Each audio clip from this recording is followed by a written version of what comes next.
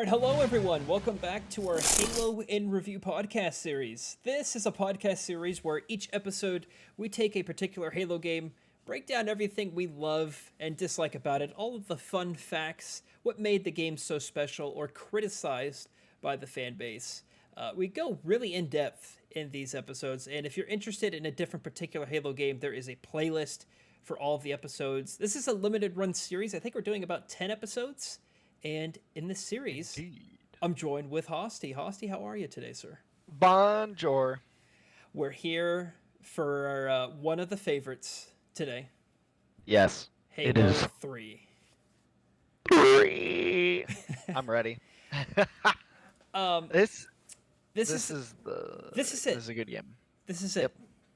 This is what everyone has waited for. This is a good game. This is my favorite. It is. I think the overwhelming majority of audiences really like Halo 3. It's I feel like kids today that are just now getting to Halo, they don't understand, or maybe don't understand is kind of mean. They weren't there for how much of a cultural Yeah. movement Halo 3 was. And Yeah. Halo has never been the same since Halo 3. There was never a moment. It didn't happen with Halo 4. I guess it kind of happened with Reach, but it definitely didn't happen Yeah. with Halo 5, where like it's seemingly the entire gaming world like took off of work to play this Halo release. You know what I mean? Yeah.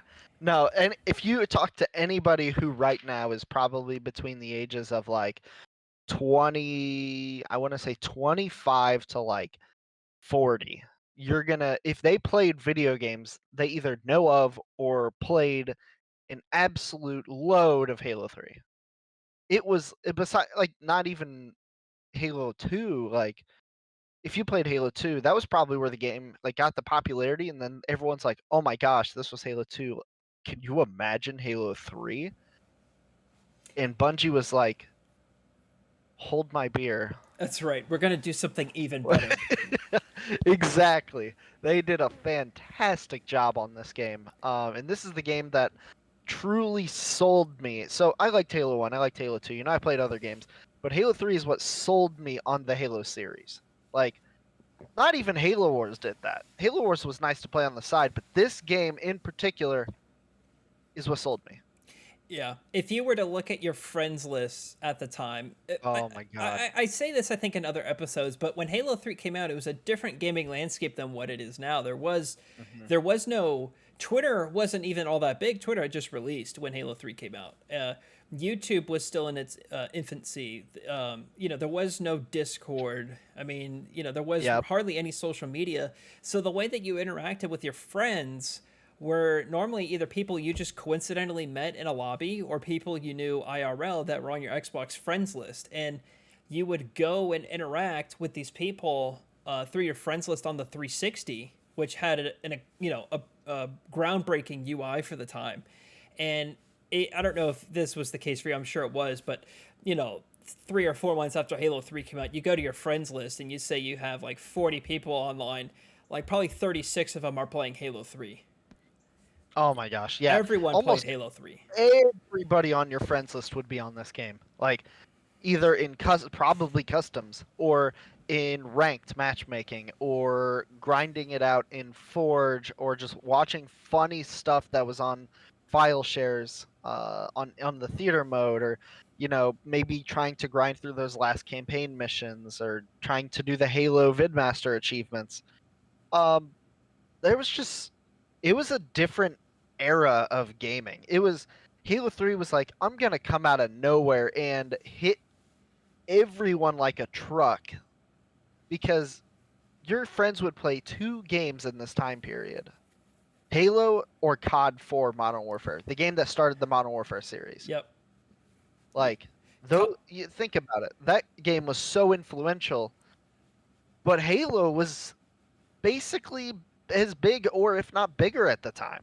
Like, There was in a that lot sense, of people that would flip-flop between COD 4 and Halo 3. I was certainly one of those people because both of them were so good and had such huge communities, and seemingly everyone you knew was playing both of those games. And I mean, that yeah. time period just was such a great time in gaming. There wasn't like a million indies to play because indies weren't really a thing back then, and there weren't really all that killer must-have exclusives on the PS3 or 360 in 2007. And so it was really like good third party games, which COD 4 was certainly one of the best, and Halo 3, which you could only get on the Xbox. And I think the momentum of Halo 3 helped solidify Xbox as a permanent competitor in the console space. You'll see, companies kind of dive into gaming and then they seemingly will vanish a few generations later, or they'll mess something up and they pull out of the market. Like Sega, for instance, used to make consoles and now they don't. And I think because of the momentum they had from Halo 1 and Halo 2 going into Halo 3, I think the rest of the industry was like, okay, Xbox is staying around and Xbox is invested in gaming, and people take Xbox seriously now because of it. Not so much in the Xbox One generation, but now that we're in the Series S and X generation, I think Xbox is back partly because Halo's back. Yep. You can't have one without the other, in my opinion. You can't have Xbox without Halo. Yeah. Xbox's like main selling point back then and even now was Halo, and being able to play Infinite on every single like Xbox One type is gonna be huge. I mean, they're really going all out for this next one, and it feels almost as if they're going as hard as Bungie did for Halo 3, without the crunch. We'll get to it in the Infinite episode, but I am really confused on the marketing side of Infinite. There's still no marketing for this, and we're in August, towards the end of August. This game's only coming out in September, October, or November. I mean, so like if they're going to do it, they're going to really need to have a huge marketing campaign. And Halo 3 had probably the best marketing campaign of any Halo game I've ever seen. Oh my gosh, it's won a lot of awards. I won't go through them all. We're not going to do that, but oh my gosh, it won a lot of awards. Why don't we start by going through the release dates, then we can get into kind of, because I think the marketing has a lot to do with the release of this and how successful it was. Yeah. So, the game was originally developed by Bungie. First release was September 25th, 2007. And then you had it come to MCC on the Xbox One November 14th, 2014 with the other games. And then officially released on PC on Steam July 13th, 2020. The reception overall of the game is overwhelmingly positive, as you would expect for this caliber of a game. So here's a couple of the ratings for the game. We had IGN rating it a 9.5 out of 10, making it into the top 50 highest rated games by IGN. GameSpot said the exact same thing as IGN. Metacritic has a 94 out of 100, which is actually very surprising to me. Yeah. That seems a little low. But Microsoft says it's a 10 out of 10. I love that they reviewed their own game. That is, because that's like a meme. It is. If you haven't seen that meme floating around by Microsoft rating their own game a 10 out of 10, you should go see it. It's great. I wonder what they rated Halo 5. Probably like a 6, I would believe. Hilarious. I wouldn't doubt it at all. I mean, they even know they messed up, so. Yeah. We'll get to that when we get it. I'll try to find something for Microsoft whenever we get to Halo 5. Awesome. Amazing. So yeah, there's some crazy fun facts.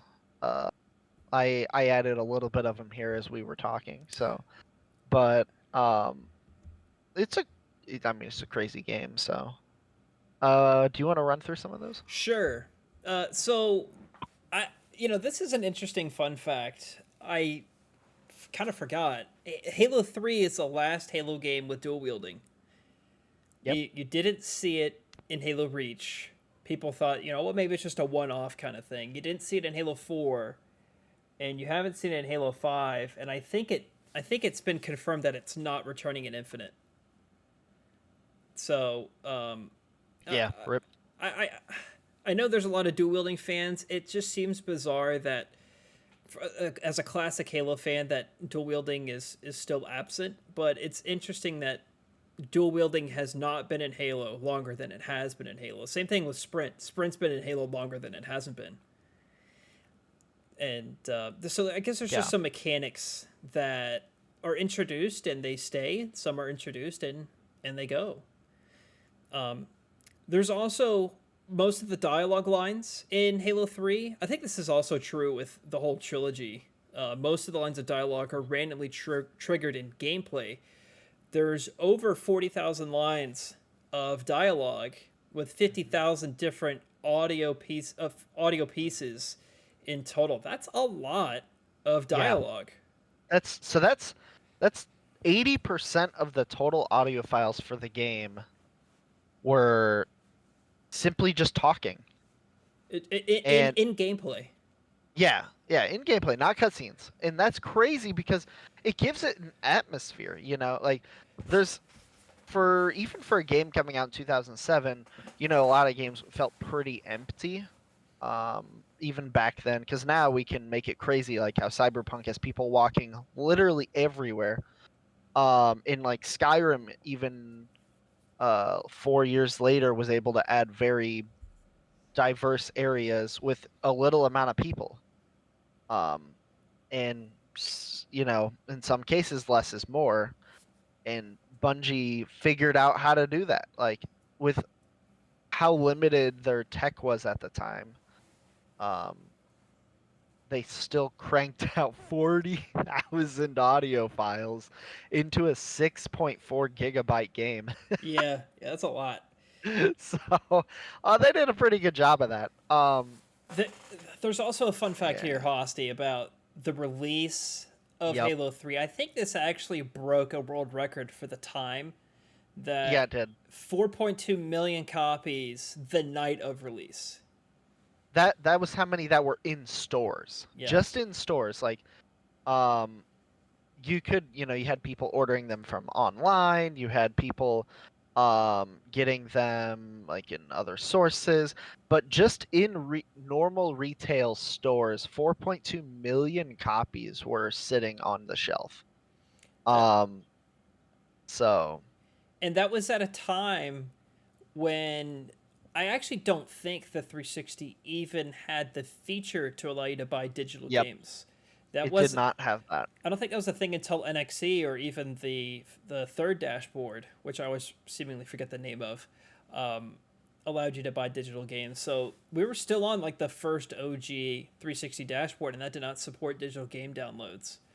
Yeah. So Um, you could that's pretty crazy. whenever they made DLC accessible online is when they like, you know how you could download like the heroic map pack, legendary map pack, and mythic 1 and 2. Mm-hmm. um when you could download those was like the first time you could download Halo 3 online, because they had like a that section where you could download the discs to your game so you can get faster load times. Yeah, but remember there was um like that message that popped up and said don't do that because Halo 3 wasn't optimized for it yet. yeah, but like that's when that started. Right. And That's when I you think first could Halo do it. 3 helped kind of establish the way that DLC was to be delivered and consumed by players. Where, you know, you Yeah. had some other pieces of DLC. I'm not sure if Shivering Isles released before the launch of Halo 3, but that was another big DLC back in that time. And you also had like Fallout 3 around this time period as well, and it had DLC. So I think between Bethesda and what Bungie did with Halo, it kind of established the way the DLCs delivered to how we kind of expect it today, because the 360 generation was really the first generation that games could not only be updated after release, but they would get Yeah. expansions and new content, kind of similar to how it was on PC. Yeah. And that's personally, I'd never experienced that before. So when I was playing Halo 3 and I saw the game had an update or a double XP weekend, I was like, what? You were like, You know? you're like, oh whoa, Whoa. I was like, whoa, you yeah, know? yeah. Um, Here's one I just found here. I did not know this actually. So, there was actually a leaked version of Halo 3 that came out about a week to 2 weeks before the game released because someone got a hold of the disc, burned the disc, and then made it into a downloadable copy. Interesting. Um, yes, and it leaked to the internet. Now, Microsoft reacted to that actually by any Xbox Live account that was playing the leaked version of Halo 3 was banned until the year 9999. Amazing. So that will be in their system for the next 7,000 years that your Xbox Live account will be banned for. It's Incredible. that's actually incredible. Your relatives down the line may be able to play your Xbox account one day. That's right. Maybe get you that final gamer score that you've been missing out on. Exactly, you know. You got the original Xbox gamer score for it before anyone else. And then once you get that account back and complete it, you will have the most unique account on Ever, Xbox. ever. Yeah. Yeah. That's Um, crazy. Halo 3 was also the first Halo game with the Forge, Theater, and file sharing features that are, I guess, kind of expected from Halo fans today. These Yeah. are these are really features that elevate the experience, and rightfully so. I mean, particularly with Forge, we'll Yeah. talk about Forge later in our likes and dislikes, but Forge was absolutely groundbreaking at the time. I mean, really, to do these sorts of things prior to this, you would need to be a game developer, and now Yeah. you can make your own maps in Yeah. Halo 3. It was so cool. Oh my gosh, I spent so much time using Forge, even though it was so simple. But that was the Forge was game changing. Like that's what made the game so replayable even now. Like we're playing a game that is 14 years old just about.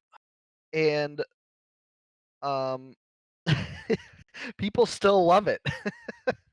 uh that and like people are having first experiences on it. It's different. You know, this is a game that outlived its entire generation. It did. It Like, is. It is just now about to be turned off in the mhm, end of 2021. So the game's yeah, online servers had a 14-year run. yep. That's pretty remarkable. And You, and half of those years, by the way, was really irrelevant because it was on MCC for the last 7 years. yeah. It's imagine a Call of Duty 4 Modern Warfare lasting that long. Like having like stuff happening on it still. Yeah, I know That you can play those old games still, but I know it's just completely overrun it's with hackers. oh my gosh, yeah, they're gonna steal your IP. Um, they're gonna just kill you no matter what. Cross map through walls, everything like infinite ammo. You don't even get that in the 2007 version that often. Um, it's actually insane how well that game has held up for so long. This is also the first Halo game on Xbox 360. I think that's an interesting thing to note because Yeah, there were a lot of 360 Halo releases. We had Halo 3, Halo 4, Halo Reach, Halo Combat Evolved Anniversary, and Halo Wars. and And and ODST. and ODST, and I think even Spartan Assault got a physical Halo release as well. So Yep. that's 7 Halo games launched on that console. In comparison, on Xbox One, we only have MCC, Halo Wars 2, and Halo 5, and Yep. soon to be Halo Infinite, and so that's only 4, which is just incredible on how many Halo releases the 360 got. Yeah, Bungie and 343 went hard in those years. Like, wow, that is a lot of games actually for one console from one single. Because the original Xbox only had Halo 1 and 2, and that was it. Right. And then this one just exploded. Well, That's awesome. technically, you could play Halo 1 and Halo 2. People don't Yeah, realized today that the 360 is actually backwards compatible with not the entire original Xbox library, but it's a most. Yeah. substantial part of it. And there are lists out there that'll tell you which games there are. And from my understanding, the reason why that was implemented to begin with was because Microsoft wanted Halo 1 and Halo 2 playable on the Mhm. 360, and it was really ahead of its time. You could put Halo 2 in your 360, and you could play Halo 2 online, and Halo 2 would think it's in an original Xbox. Uh, Yeah, it, it it, was weird. it was really cool. And actually, if you think about it, Halo 1 and Halo 2 have been playable on every single Xbox in some form. Yep. So That's weird. Oh my gosh, you're right. they've done. I think Microsoft has done a really great job of preserving those old Mhm. titles, and more companies should, I think, take note of some of the more cherished IPs, like God of Yeah. War, or it's just like Sly Cooper, Ratchet and Clank. There's a lot of different IPs out there that are stranded on platforms because that's another conversation. I'm not a fan of how console makers are taking game preservation besides Xbox. Yeah. One thing I want to mention in the fun facts as well is PepsiCo announced a new line of soft drink known as Game Fuel. Ooh, isn't that a thing now? Like a permanent? Uh, Yeah, but it's not the Halo 3 one anymore. okay, but But yeah, Game but Fuel it is a thing started. now. It started with Yeah, that. yeah, it started with the Halo 3 one, and then they originally just made it a thing later on. So without the logo or anything, which is kind of cool. So, but final one here. Halo 3's developmental goal. This was in an interview with the developers. They said their goal was to make it right to the community after rushing Halo 2's development. That's fair. I mean, they definitely did that. So, Yeah, yeah. I yeah. think that there was a lot of. I thought they did do everything right with Halo 3, in my opinion, Yeah. from a community standpoint. You want to dive in now into our individual Yes. opinionated pieces, our favorite memories. Let's start with what we liked and disliked. Let's dive into what your favorite memory is of Halo 3. Oh my goodness. Okay. So Halo 3, I straight up, we'll just start with this. I played that game until at least Halo 4 came out. I didn't even play Reach really that much. I played Reach, on the side, but Halo 3 was still the main Halo I played until Halo 4 came out. Um, I have too many memories, so I'm just gonna pick a couple. I would say forging was crazy because I would get like groups of 8 people in a forge match together. I think it was 6 or 8 was the maximum. Messing around with kill balls, hitting golf balls with golf clubs, doing crazy custom games, getting invited to like the custom games lobbies because people made Xbox Live accounts, like made a silver Xbox Live account, and they would friend you, and then that would be a list of people. Since you only had 100 people on your friends list at a time, that would be a list of people to get invited whenever a custom game is going on. But yeah, yeah, there were a lot of Those were workarounds. Yeah, people had some crazy stuff for communities back then. That was awesome. I would say that is probably my favorite memory, like going in playing Fat Kid Arena. That's not very PC nowadays, but um, like going in and playing sumo with the warthogs, lava pit, doing races, which races are actually in MCC now in Action Sack, which is kind of cool. They have some of the cool maps in there. They had like Ghost Town, Ghostbusters, like that's where Ghost Town was fun. yeah.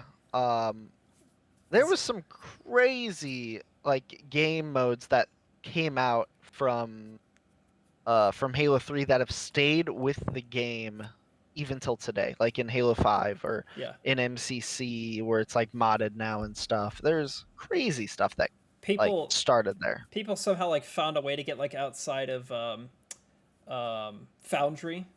Yeah, yeah. I mean, it was just so cool. There was just so many cool things that they could do. Um, for mine was this is kind of a lame excuse, but it was really the experience is my favorite thing about Halo 3. I mean, I don't It blame you. there still has not been a time in gaming where I think Halo Reach kind of captured this a little bit, but it wasn't at the Mhm. momentum or the peak that Halo 3 was at, where you look at your friends list and you see like overwhelming majority, if not your entire friends list, playing Halo 3 every weekend, Yeah. and you would have people talking in game chat, and that was when people were still relatively nice in game chat. Um, you uh, had a lot of people inviting you to custom games, and you would tinker around with Forge World, and you would go on Bungie.net and like share your file share with other people in the forums. You would mhm. check out Bungie's weekly update to see like what's coming next to the game. I mean, there's just so much about this that it was like just so it involved you so much in the community, Yeah. and that was really one of the first games that had really done that. So No, I I completely agree. I have very fond memories of just the entire overall experience. Um, If if you don't know what the experience that he is talking about, go watch the vidocs for not only the game, like the Halo 3 vidocs were incredible, and they show how much detail was put into the game. But watch the trailers for each map pack, like the heroic map pack, legendary map pack, the mythic 1 and 2. They have so much effort put into those. And like the heroic map pack, it had like the Rube Goldberg machines and stuff like that in them, and they had in the legendary one they made it look like a horror film, and this is all stuff they made in game. Like these aren't like the standard crazy cutscenes you have today where they're like live action and cinematic, but Bungie made it down to home and made all of these in game, like using the theater option in the game and just uploaded it and put some talking in the background. It was crazy. Um, we also saw like montages on YouTube of oh my people like gosh, doing yeah. like no 360 no scopes and showing off their Forge maps, and I Hmm. mean it was a thing back then. It was a movement. Yeah. And being good at Halo 3 back then was like seen as wow, you must be really good at video games. That was like the console game to be good at back then because you'd see the MLG scene and you're like, I've never seen such a movement towards esports, like so high energy since then. Like yes, League is cool, like League of Legends, or yes, Dota is cool, but there was just an energy that you had in those tournaments that I just don't see anymore. That watching Rocket League, it sounds like I'm just watching a sports game. Right. And watching Halo, like Chris Puckett just losing his mind over some of the plays. So those were cool. Very, very cool. What So about your favorite mission? yeah, favorite mission. I'm gonna go with the Covenant. That's a good It mission. had yeah. I saw what mission that you chose and I was like, I'm gonna choose a different one. But it has the most diverse like game styles. At the very beginning of the match, you're shot down at typical Halo experience. Your Pelican gets shot down. um like they do in every game. Drop in with a Spartan laser, storming a beach immediately, have to fight through Brute Chieftain and AA Wraith, Shade turrets, all of these unique things that you don't normally get in a Halo experience. There's several areas to flank, and you can either choose to go straight down the middle through the river, which is a perfect no man's land. You can go through the beach side, or you can go through the forest side, come up, kill all the people in there. Then from there, you have to get in a mongoose, a vehicle. And use the Spartan laser to take out some banshees. Then you have to fight up a hill while you're in a mongoose or a warthog, whichever you choose, and break through defenses. Go. And then when you get to the top of the hill, there's a sniper area where you can snipe people down. Sniper mission right there. Um, Going through past there, getting inside the building, you have close quarters. What is going on? Um, And then they have a stealth part of the mission. Once you go through the close quarters, you pick up the active camo and go up to the top of the building, kill some people, and they're invisible too. It's crazy. Past then, you have an air battle with banshees and phantoms, even fighting AA tanks at the same time. Then you have to land, and then more close quarters, and then you get a scorpion to end it all. And on top of that, with the scorpion, you get two scarabs. I repeat, two scarabs.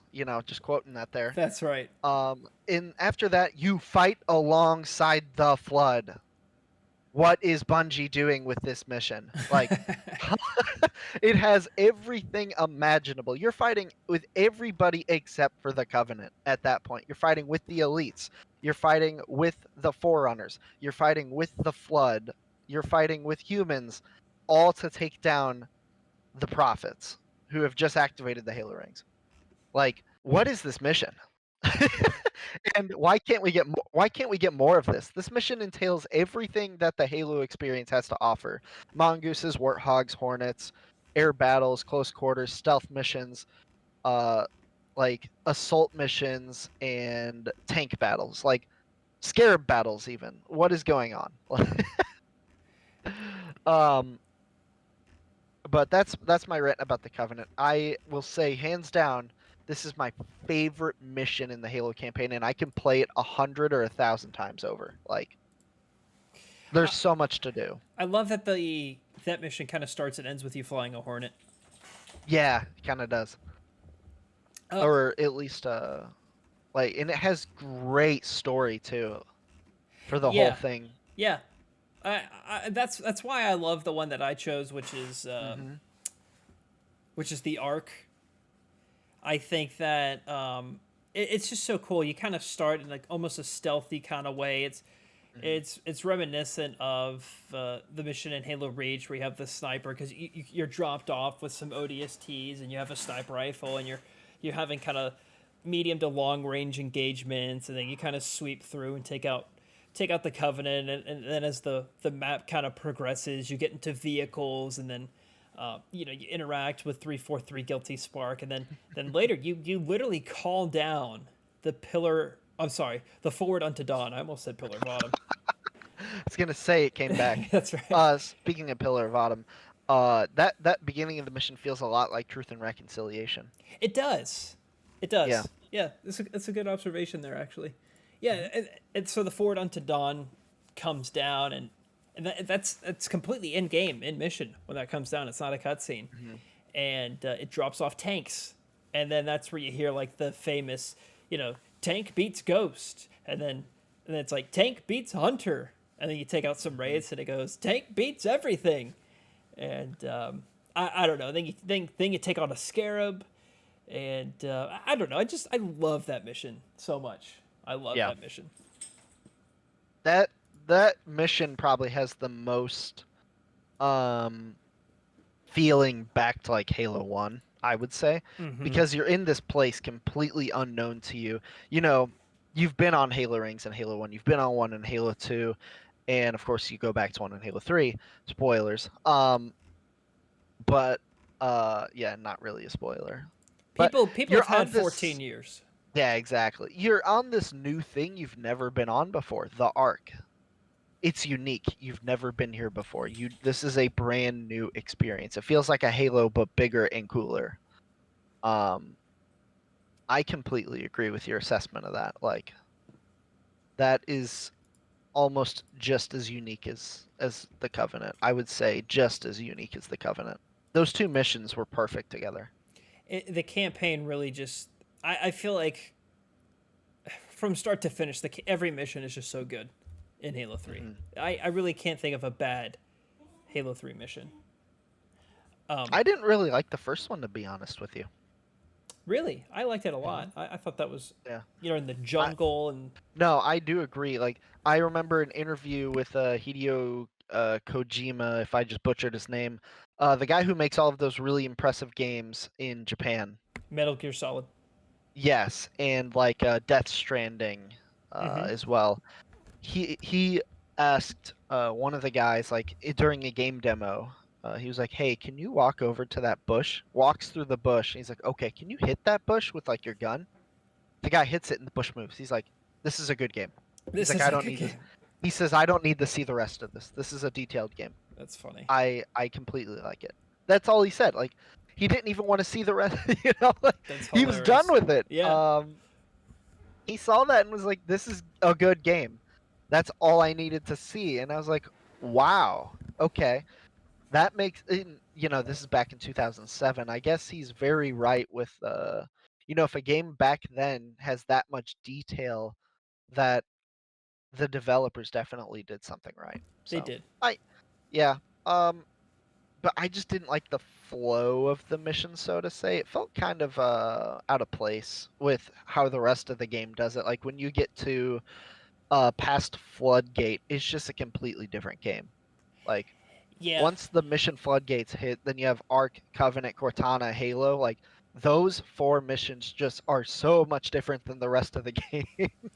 I think they wanted you to um, experience different environments and different locations, but wanted to do it really quickly. mhm. I feel like um, looking at it that the way the pacing at least that could have Floodgate could have been where they were gonna end Halo 2 and then start Halo 3 there, like when you go into the teleporter and then make the entire Halo 3 game inside there, because the map Guardian was actually supposed to be a campaign mission where you fight Guardians. But yeah, that mission was definitely one that I would have liked to played on the Guardian, because that would have actually introduced the Guardians, which would have been really weird.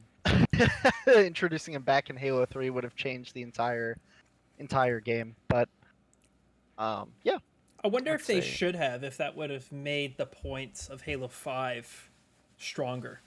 yeah, that could have, like, you encounter a Guardian there, like you're like, oh, it's there, nice and dormant. That would have been different, you know. Maybe It would have made.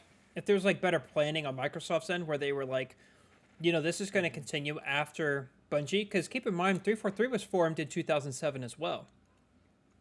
Yeah. So or maybe it was like 2008 or 2009, but anyway, like 343 existed alongside Bungie simultaneously because they were ramping up 343 to take over after Bungie was going to leave Microsoft. And I wonder if there was like better planning where maybe if they had just a little bit more time and 343 would say, this is ultimately where we want to go with this franchise, is like investigate the Guardians a little bit more, then maybe like it could have been shown off in Halo 3 Okay. but never like elaborated to until a later game in the series. No, that's absolutely fair. But That we'll never know.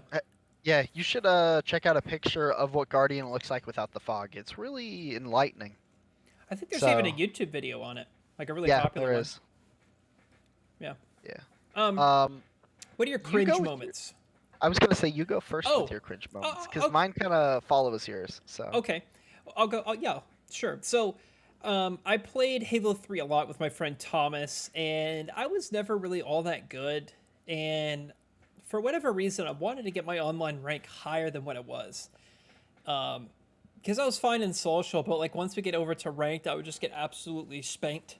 So somehow, I don't even remember the guy's name. I don't remember how we discovered him. All I remember that he was extremely British, and it wasn't Ed. And anyway, it was some dude, and he wanted me to. He actually wanted Thomas to pay him, and he would boost us. And Thomas said, "You know what? I'll throw away." He wanted 1,600 Microsoft points, which was $20. And yeah.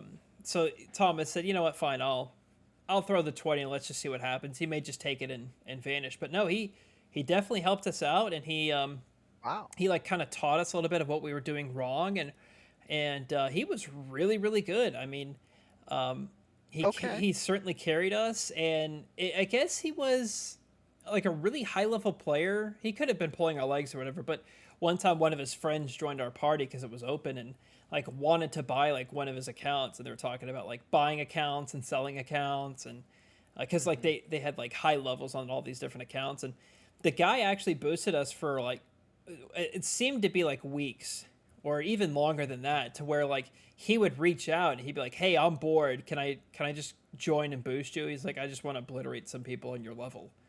And so it's kind of a cringe moment. That's awesome. That's the only time I've paid someone to boost me. Not to say that wasn't the only time I've been boosted. I mean, everyone knows I was boosted to champ in Halo Wars 2. So, Oh yeah. what about We you? we all know that one. We do. So my cringe moment starts. I got paid to boost players with Microsoft points in Halo 3. So the opposite. Yeah, so I was one of those guys. Considering I was like a super young, I was only like 14, 15 at the time when this was happening, but yeah, I boosted people for Microsoft points. I would always be like, if you're at least a 20, I'll boost you to a 40 for like 1600. I Or wonder if you're not even ranked, I'll boost you to 30 for 1600, stuff like that. So yeah, what would you spend your Microsoft points on? Because it wasn't like you could just buy games. So like, not buy games.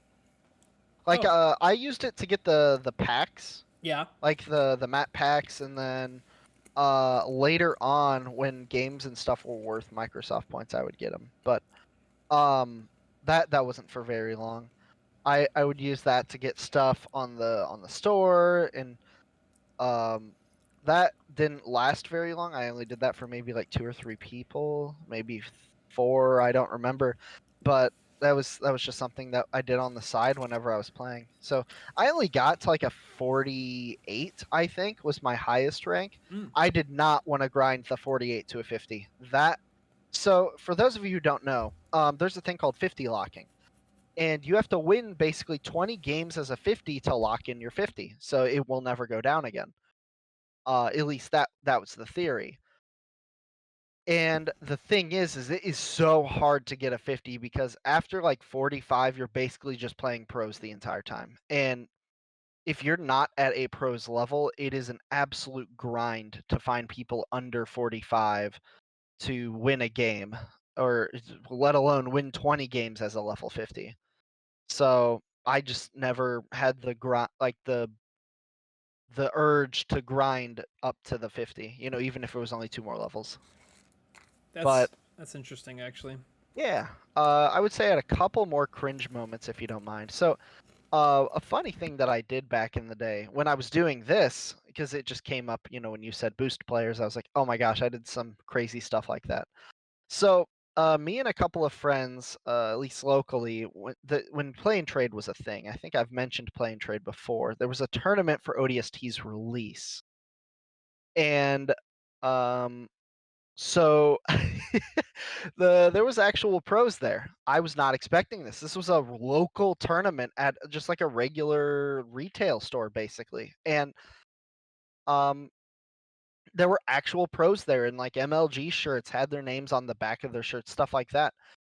And they were asking around like, "Hey, what's your rank? What's your rank?" And we were like, "Guys, we can't tell them our actual rank." So we told them we were like 15s and 20s. So when we actually went in, they didn't know that we were basically 50s. And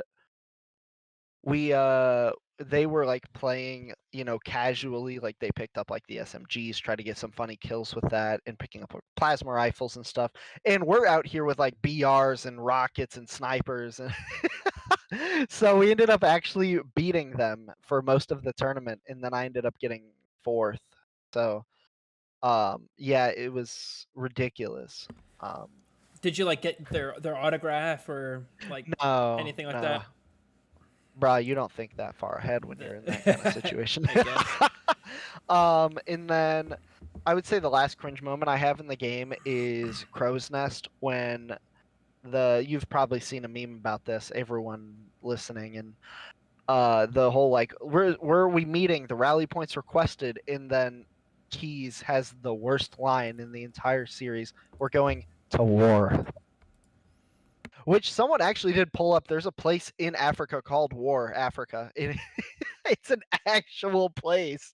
So it is alluded that that may have been what she was actually talking about, but I highly doubt that, considering how cringe Bungie was back in the day. I doubt somebody actually looked up a place called War Africa. So, Yeah. It's um, kind of too much of a coincidence. yeah, exactly. There's no reason they would do that, but yeah, the cringe moment nonetheless. Do you want to move in? We can talk about now the positives and negatives what we each liked and disliked about Halo 3. Do you want me to start off with this? Our first one is the same, so go for it. Okay. It's actually copied and pasted from ODST, but it's still true. The music and the atmosphere absolutely slapped in Halo 3. I think Halo 3 has an award-winning soundtrack. Yeah. It's iconic in gaming. It's something that people who don't even know what Halo is know some of the music in this soundtrack. I mean, Oh. exactly. The And it's 75 guys in the bathroom doing it all at once. That's right. It was like a thing for a while. Like it was going around TikTok where like football teams before they go on the field would like sing that. It was quite cheerful. But the music is so good, and there's a reason why a lot of the other Halo soundtracks kind of nod to the soundtrack in Halo 3 in different aspects. Like Halo Wars does it. I mean, there's just a lot of you can't say enough things about the soundtrack in Halo 3. Yeah. No, absolutely. I mean, the positive that I had literally written down for this says Marty's piano is catching on fire. So That's right. The man is too hot. So, yeah, his piano was just absolute fire. Um, so you and I had the same second one too. If you want to elaborate on that. Yeah, I said the game has aged like fine wine, and graphically, it still looks great. I remember playing this for the first time, and my jaw hitting the floor on how good the graphics looked. Yeah. And arguably, they still do. I mean, some of the NPCs and a few of the character models can be rough around the edges, literally. Lord Hood. That's right, Lord Hood and a few others. But I mean, by and large, these environments are just beautiful to just walk around in and experience, and the improvements that they've done for these graphics at 4K 60 on the Master Chief Collection just take it to another level. The additional lighting and effects that they've done, I mean, they've taken really good care. I think there's a reason why it should be noted, by the way, that there is no Halo 3 anniversary, which was supposed to be in 2017. And I think it just goes to show you that the graphics hold up. I bet you 343 discussed it. They said, do we need a Halo 3 anniversary? And they say, no, we don't. I mean, Halo 1, I think absolutely needed it. Halo 2, yes, it did. Halo 3, absolutely not. And Halo 2 definitely needed the remake. It did not look good when it released. No. I mean, it looked good when it released, but like, oh my gosh, 2 years down the road, it looked like garbage. Right. So it's incredible, by the way, to put Halo 2 and Halo 3 next to each other. Those games are only 3 years apart. And I mean, granted, there is a hardware jump between the OG Xbox and the 360, so that certainly has the majority of the reason why it is changed. But I mean, it is like night and day of graphical improvement. So I love the way Halo 3 looks. I love that art style. So I actually made a quote, and I very vividly remember this playing when I was playing with some friends in MLG on the pit. Like we were playing Capture the Flag back in 2008. I specifically said that I could see myself playing this game again in 14 years. Like 14 years down the road. That is my quote. It's funny that I'm actually doing this recording right before the game's going to be 14 years old. But I specifically said I could see myself playing this, 5, 10, 14 years down the road, and here we are. It's a game still completely relevant to today, and it still has numbers on Steam and has numbers on MCC on Xbox, and that's weird. Unfortunately, it's nowhere near what it used to be. No one. Yeah. There's hardly any new players playing Halo 3. It's really just seasoned veterans who play the game now. But yeah, I mean, it is still relevant. People still play it. It's not like it's dead. It's still very much alive, and I have a few videos talking about why you should buy the Master Chief Collection, and every time the game goes on sale, I get an influx of new comments of people saying, "I've never played Halo before, and I'm going to pick this up, and I'm so glad that I did." So I Yeah. think from just a campaign perspective, even if you take all the multiplayer out of MCC, just those 6 campaigns is a Oh yeah. real treat for. I mean, people are still discovering Halo 3 for the first time today, which is so cool. Yeah, and the thing is that they're playing it. Think about some of the older games, like Call of Duty 3. Are you actually going to replay that? Um, or like similar games in that time period. Are you really going to go back and replay these games? They look awful now. And Halo 3 held up. Um, Yeah. it held up a lot, and actually all of the Halo games held up because the art style was just fit.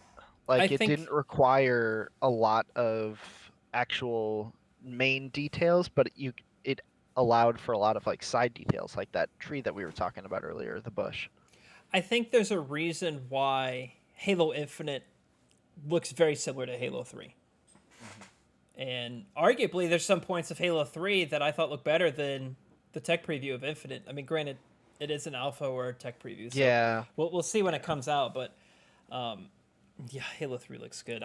My next point, I said the equipment really elevated the multiplayer experience. It's a little bit similar Yep. to your point as well, that you'll speak of here shortly, is that Yep. I think Bungie needed to find a way to continuously elevate the experience. So, Halo 1 was a good shooter on console for the first time. Halo 2 was a multiplayer experience that was fun, enjoyable, and rewarding for the first time ever on console. And Halo 3, they needed to do something else. And I think the other game modes like Forge and Theater helped that as well. And then they added these equipment things, like the Yep. the bubble shield, the health regen, the grav lift, the what's the electric one? I always forget the name of. The electric. It's not a disruption bomb, but that's always what I want to call it. Oh, radar jammer, No, it's like where your shields go down. power drain. Power drain. That's it. I Yeah. always want to call it a disruption bomb from Halo Wars. Deployable cover. Yeah, deployable cover as well. So these things kind of changed the formula, and it saved a lot of people, and it from certain death, like a bubble shield, and I thought it was great. I thought it was exactly what Halo needed. Yeah, and the thing is that they have advantages and disadvantages. Like bubble shield, for example. If you go into it and you're hiding from somebody, you're kind of at a disadvantage if they're close to you because they can just throw a grenade inside and it'll hit everybody inside. It gives them a guaranteed area where you're going to be standing. Or radar jammer, it affects you too. Yeah. That's the disadvantage of it. Health regen is good, but if that person rushes you with a close quarter weapon or a better weapon than you, like a rocket launcher, they can kill you and then use your own regen shield after that. Mm-hmm. But deployable cover. So I never knew this until I saw it on Reddit. You can shoot through it with guns, like the assault rifle and battle rifle. Um, Mm-hmm.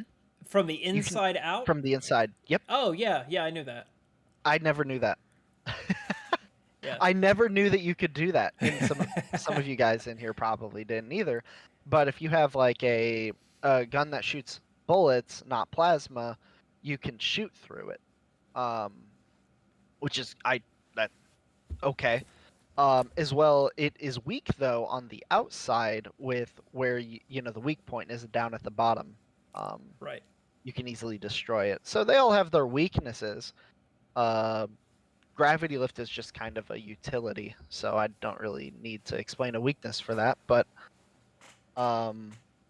they all have their strengths and weaknesses, which I really hope they do something similar with that in Infinite. But we'll see. It Because seems like they really want to replicate what made Halo 3 so good in Infinite, because they're pretty much bringing exactly the equipment back from Halo 3 into Infinite, except the only really major difference is that Well, I guess actually not. It's that when you pick these things up, you don't necessarily need to use them right away. And I don't know why Hmm. I thought that was the first time that had ever happened in the Halo series, but that's technically incorrect because Halo 3 did that as well. You picked up equipment, you didn't have to use it right away. I guess Um, I guess it's with the overshield and active camo, it was the first time. right, but yeah, So yeah. Okay, I see what you're saying. I think my yeah, brain failed me there for a minute. someone actually remade that with scripting in Halo 5 already in custom games. Like how Amazing. you can, yeah, how you can pick it up, so to say, and then it stays on you until you actually want to use it. I was blown away that someone figured out how to do that just in Forge mode within weeks after the technical preview came out. It's So hilarious. They've also spoiled the campaign as well, so just be wary of what you look for. yeah, be careful with spoilers, especially on Twitter. That's where most people are posting it. Well, I haven't been spoiled yet, but No, me uh, either. yeah, let's keep it that way. Um, a few of my points, I guess, can of the positives could be wrapped up all in one. Is that the multiplayer maps? In my opinion, I don't. It really would take me to go in the MCC and scroll through every single Halo 3 map that was Hmm. available, but I think almost every map slapped in that. I mean, all the DLC maps I thought were really Okay. good. Like they brought back some classic ones like Avalanche and Last Resort, and Hmm. there was just there were so many different environments. There were big team maps. There were they introduced Valhalla, which is a classic map now. I mean, Hmm. they had small maps, large maps, big team maps, maps suitable for different game types like snipers or SWAT. I mean, and then they added eventually Forge made maps into the rotation as well. So um, I just cannot say enough about the multiplayer experience in Halo 3. It was Yeah. just so much fun, and it was so good, and I loved it. Yeah. My main account had 10,000 custom games, if that Wow. tells you anything. Yeah, customs. If that tells anybody like listening to this, just when the game was out. That's not including MCC. That's not including PC MCC now. That is just Halo 3 custom games. 10,000. That's Now, a, that is not on this account that I use now, but it is on my previous account, but I got locked out of that one because email issues. So, but yeah, that account alone had 10K, and I can still play it and still have fun. that's awesome. Yeah, it's like a board game that you always come back to, when it's like a family gathering, kind of, except for with friends, and you're kicking their ass. So, Right. That's right. Um, do you have any other final positive thoughts that you want to talk about Halo 3 before we get into the negatives? yes, I had some that I wanted to go over. Sure. So ranked felt like it was for all skill levels. I don't say that today with them implementing the same ranking system into MCC, but back then when it had the population it did, being a rank 1 or rank 10, you played against similar players. Going up into rank 20s and 30s, it made sense. You felt like you were playing people that you should be, and if you weren't, you were taking games very quickly and would quickly rank up to the ranks that you need to be at, because something that MCC did not put in was the game streaks. So if you had a fresh account, you could get a 50 in I think 14 games if you won every single game. So MCC doesn't have that. They have the Halo 2 system where one win or two wins equals one rank up. Halo 3 very quickly put you into the right rank area, and then the more games you played in that rank, like in Lone Wolves or in Team Slayer, the harder it was to rank up. They did that. It's kind of like how StarCraft does it, where your first 25 games are provisionals and you can fluctuate in your actual rank quite a bit. But then after those 25 games, you're just kind of settled in and you're slowly ranking up. The grind is what they called it. But um yeah, that ranking system made a lot of sense to me, especially because how simplistic it is. Um, the only other thing I would have to say is the person who designed that UI needs a raise for the rest of their life. Um, that UI was so easy to use. It Uh, was I think the Halo 3 UI. There's a reason why it was almost copied and pasted in Halo Wars. Yeah, I mean, it literally it really was. was. Yeah, It really was.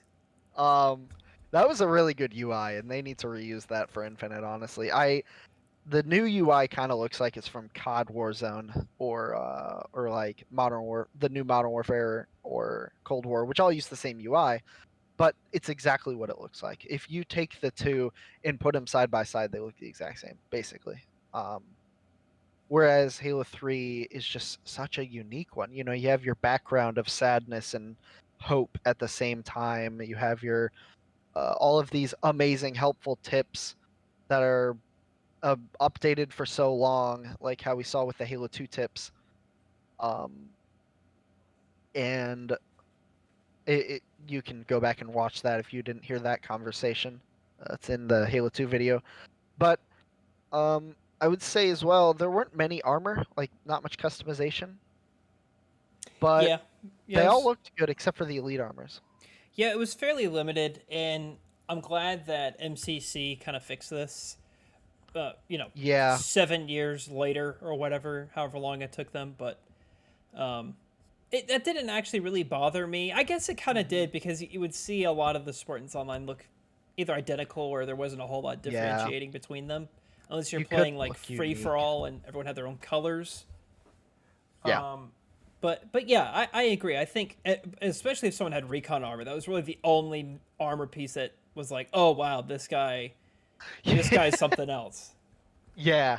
Like if you were having Hayabusa on with the katana, they knew you were some serious business. That's But right. if you had the recon helmet on, you were someone to be looking out for. And if you had recon plus flaming helmet, they knew to stay away from you. Like That's right. that's how that worked. Or they saw you as a challenge, whichever one, you know.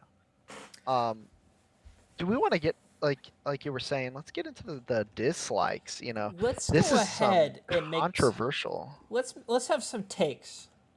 Okay, some controversial takes here. I see that we have. Uh, I'll, Uh, I'll go ahead and kick it off. yeah, go through your dislikes first here. I have I a like them. take. I have a take. First of all, Projectile is objectively worse than hitscan God, oh my gosh, yes, we saw that in MCC. because Holy, I cannot tell you. So, for those of you who don't know what I'm talking about, is that you have to kind of lead your shots in Halo 3 because the way the weapons were projectile from your weapon was kind of a little bit more realistic. So if someone was running, you would have to almost aim your weapon a little bit in front of them to actually hit them by the time that they were running. hmm And I cannot tell you how many times I lost a BR battle or how many times someone killed me even though I thought I like had successfully run around a wall or I thought that I got headshots and I didn't, or I thought that it just whatever sort of online weapon engagements I would seemingly lose because of projectile, and it frustrated me sometimes to no end on how it's just really on how it operated. So I'm a big fan of hitscan. That's why I love Halo 4's multiplayer so much. I know that's a take, and I think that they fix this with Halo Reach. And Halo 2 uses hitscan as yeah. well. So if memory serves me right, I think Halo 3 is the only one with projectile. Is that right? No. I believe that Halo 1 has partial projectile because you have to lead your shots with a magnum if you're far enough away. Gotcha. Not like off the crosshair, but you have to move it slightly in front of them. Gotcha. Same thing with like the sniper too. So, Yeah, yeah, um, that makes sense. yep. There's. I'm very surprised you have to do it with the sniper in H1, but yeah, for the most part, it feels like Halo 1 and Halo 3's engine was the one that had hit scan the most because Halo 4 didn't really too much. Well, not hit scan, sorry, projectiles. Projectile. Because Halo 4 and Halo 2 and Halo Reach didn't really have that so much. Halo Reach had it with the AR in like small arms fire, but that was about it. Yeah. Because it did take a sec. I actually had to test this. It does take like almost a second if you turn off weapon drop off with mods in Halo Reach. If you shoot from the hangar all the way to the beach with a not like a sniper rifle or a with an assault rifle even, it takes almost a second to hit someone. Like it's a noticeable delay. So it's barely anything, but it's still there. So Yeah. that may have just been since I used a mod to turn that off, but it's still something that exists in the game. So To also, if you don't mind, I'm gonna nail off my second point because it is complementary to the first. Is that the AR, in my opinion, in Halo 3 is absolute poo. garbage. Know Comple- your place, trash. I know, So that horrible. thing is It's to the point where it was like if there was any sort of playlist on Halo 3 that had AR starts, it was like I didn't even want to play it.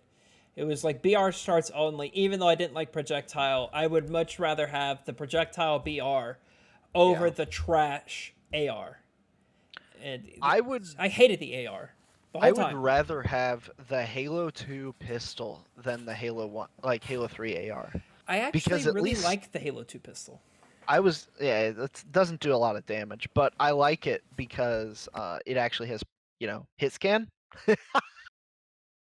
So, um, just because that pea shooter has hit scan, I like it more than that assault rifle.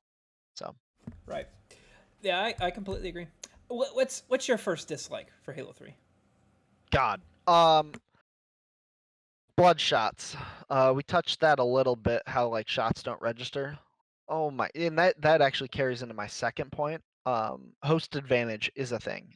Since the game's peer to peer, and wow, is it showing?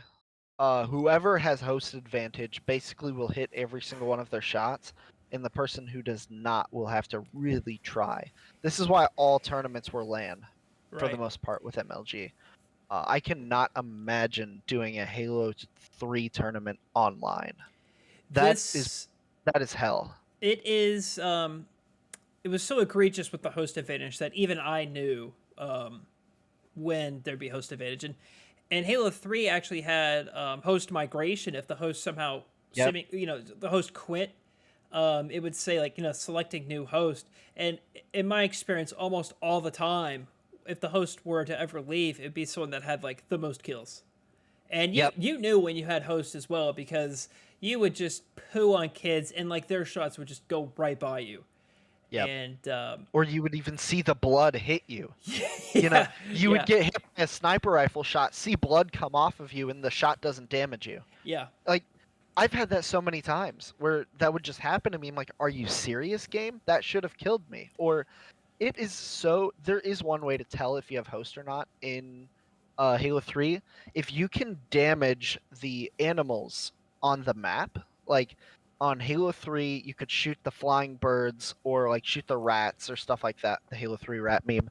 Um, you had host. If you interesting. if you can't kill them, you don't have host. That is how you know.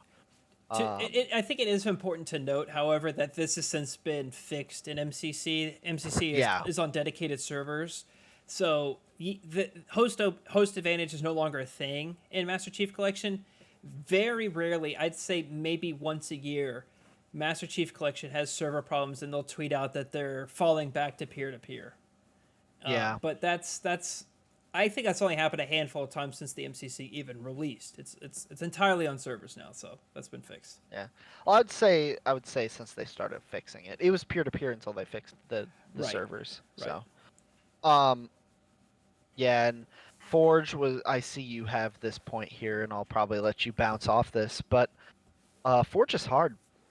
Oh my gosh, it took like 8 to 10 hours to build a map. Yeah, Um, because you had to use very simple or roundabout ways to get an item to float, to get an item to phase through an object.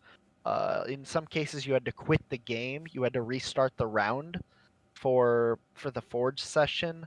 You had to like if you were trying to get out of the map or kill the map where you can actually get out of it. Sometimes you had to restart your Xbox even. Um, there were so many roundabout ways that if you like looked on Forge Labs or Forge Hub or something like that, that you had to use to even build a map correctly. And now you get all of those things. Like with the Halo Reach update, you can basically do that constantly. And Halo 5 is a whole nother Forge level. But it was bad. It was just fun to mess around and kill people with boxes and stuff like that. But for the most part, it wasn't really. It didn't feel like it was meant to make a map. It felt like it was there to make it feel like you can make a map. Yeah, they you can uh, tell they tried to fix this with like even releasing the map Sand Trap. You know, it had like the level in the sky, so it yeah, like allowed you to have floating sandbox, sandbox. Did I say Sand Trap? I meant sandbox. Yeah, you said sand trap. Where you have the teleport, it like takes you into the sky and you can like build stuff up there. I mean, you know, they try to like go around it. I think even Bungie knew that it you know, it's the first time this has ever been a thing on console, so of course it's going to be a little archaic and hard to use, but they Yeah. really nailed it in Halo Reach, and I think 343 has done a great job in Halo 5 as well. I hear really good. I've never messed with Halo 5 Forge, but I've heard it's excellent, and hopefully that's the case with Infinite as well. A dislike I have in regards to the story of Halo 3. This is really this is a major subjective kind of dislike that I have, but Okay. I think that the ending of Halo 3 is really rushed. You know, I think that they're building a lot of these character stories for either two games in the case of like the Arbiter, or all three games with Master Chief and Yeah. Cortana, or with Johnson, or you know, the Covenant, and you know, all of these characters that are in play, Lord Hood, and they seem to just wrap them up really fast at the end of the campaign. It just seemed like Yeah. I don't know. It just seemed like it was a little bit too fast, where they do a few lines and that was it. Yeah. I mean, that was kind of how Halo 3 was in general, where they just kind of didn't really say as much, and just most of the narrative was actions. So I agree with you on that one. I feel like in general there wasn't that much of a conclusion for each individual character. Like Arbiter had a good conclusion. Like, he went home.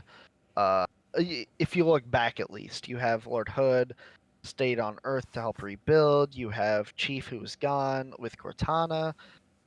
You have Johnson, Rip, and Yeah. uh, they kind of It didn't really say anything about it. They just showed it on screen, and you had to inference it. it's not it's the point I'm trying to make is that it's not a bad ending. It's just that I Hmm. think if they took a little bit of time, like an example is Halo 4. Halo 4 had a really Oh yeah, long ending with Lasky talking to Chief on the observation deck after Cortana had died. Then at the legendary ending, you hear the Didac do a final speech once again. So I think if Bungie just took okay. really just 3 or 4 extra minutes, it really would have just Hmm. completely knocked it out of the park. Um, but No, that's absolutely fair. Because they don't show the elites going home. They don't show, uh, they don't show Hood going back to rebuild. They don't. They only show what happens to Chief afterwards, and that's it. right, They have all of these extra story. That I see where you're going with that. yeah, that They could have done that. yeah. I think you know it was fine how they left it because Halo 4 picks it back up, so Yeah. it's totally fine. But there were a lot of questions from players at the end of Halo 3. Was like, is that it? Because we didn't know 343 existed. We didn't know that Bungie just wanted to do ODST and Reach and they'd be done, and those were technically prequels. So Yeah. we didn't know that this story was going to continue. Luckily, it did. I mean, obviously, we should have known that it would have because Halo 3 was just so good with the Chief. Yeah. But honestly, that's really it. I don't really have a lot of dislikes for Halo 3. I think it's an excellent game. I think it's a must play. It is one of my favorites up there with Halo 2 and Halo 4 as well. It's really the projectile use of the Hmm. weapons and multiplayer really sometimes takes the experience away from me, but it also that it can add to the experience too. it's so strange. I guess it depends on how my skill level is when I play. But Yeah. this game is seriously a must play. You cannot be an Xbox gamer or even a PC gamer and avoid this. I think that you have to play at least Halo 3. At least once, yeah. I wouldn't even say Halo 3. Like we said this for some of the older games too. Like Halo 1, you don't necessarily have to play to get the full Halo experience. But yeah, absolutely. Halo 3, at least in if you like matchmaking, try it out. It's crazy. And you looking at the games from the past, you can see how Halo has evolved, and it just keeps getting better and better. Like Reach, I would say, obviously subjectively, kind of built it all together as one. If they didn't have Bloom, it would have been fantastic. But um, yeah, I feel like this game really built upon itself, and this was the big ending of the trilogy, and they outdid themselves with Halo 3. They did. So They did. I please go out and play I Halo love this game. 3. It's fantastic. It has a lot of emotion. It's just simply a masterpiece is all that Yeah. it is. It's Oh, on Game Pass. So you can play for free there. It's on pretty much every platform ever. PC, Xbox, uh, Xbox One. So it's on 360, Xbox One, Series X, and PC, and that's Windows Store and Steam yeah. as well. And you hear us, talking about all these great things about this game. Let me just say, like, how good the narrative is. Chief and Arbiter in this game only have two like times where they interact with each other, and at least in cutscenes. And the only time that Chief says anything to the Arbiter, it is when they're talking about the Flood, and the Flood come in on the mission Floodgate at the very beginning, and he's like, the Arbiter's like, more brutes, and Chief's like, worse. Yeah, That's it. That is their only actual legit back and forth conversation. The rest of it's done in game. You know, this is a, a first person shooter where you are not berated by cutscenes. So uh, it it's go an play it. interesting observation because people think that Arby and Chief have like this bromance going on and they're like best buds, Yeah. but actually, if Halo Infinite opens up and they talk to each other, if they say just two words, that's more than they've said to each other in the every other Yeah. previous Halo game combined. You're right. Chief has said one word to the Arbiter. Worse. So if Arbiter can get off one sentence, that's more than what he said in Halo 3, and if Chief can say more than one word, it's more than what he said in Halo 3. So Yeah. Yeah, because realistically, these guys only have like two sentences to each other. One, when they're with the Grave Mind in Halo 2, and then that small cutscene in Halo 3, and that's it. yeah. Everything else is in game, and it's all like random dialogue. So, um, that's just tells you what you can get out of a game even without cutscenes. So, That's right. yeah, go play this. Play Halo 3.